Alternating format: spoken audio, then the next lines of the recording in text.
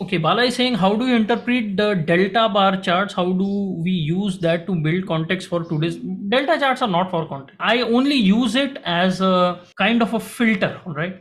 It's not a context tool, definitely. It's a filter. It does not give me much information. So let's say here the delta goes into positive territory. In my order flow course, I have covered some patterns based on delta, but again, they are more of trader behavior pattern, like a delta jump. So here you can see there is a delta jump and that followed by some price move. It actually happened here, the first one.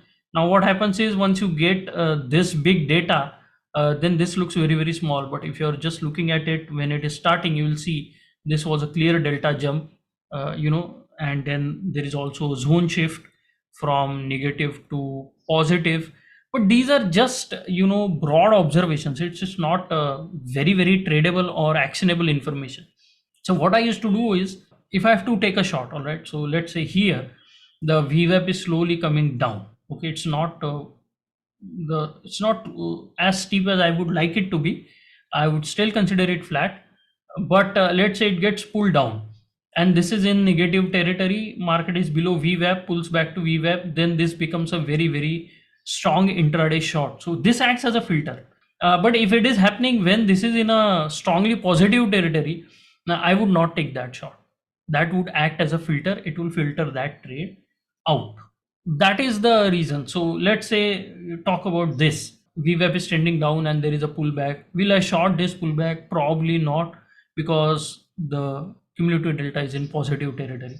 So there were a few things. One, obviously we start with value, whether the value is forming higher or lower.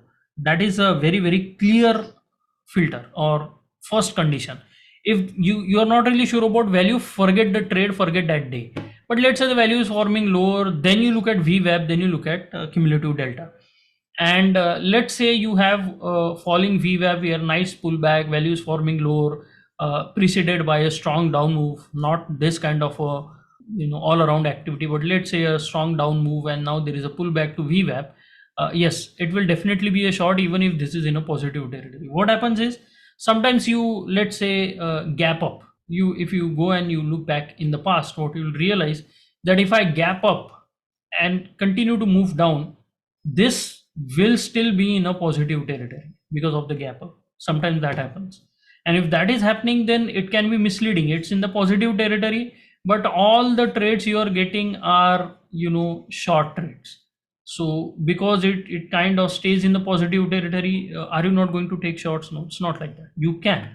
So that is where context comes in. So if the context is okay, then maybe you can ignore the cumulative delta number, right, or where it is. Again, you can see this was a strong delta jump, but nothing after that. And that is because the VWAP is flat. It is not letting the prices go too far away from it. Again, you can see this was a failed auction in the very short term, not on market profile chart, but a failed auction on intraday, failed to auction below this morning low, pull back to VWAP. Another failed auction, pull back to VWAP. So this could have been good short term mean reversion trades, which I do not at all advise, because so many things that can go wrong in mean reversion unless you become really good at it. Okay.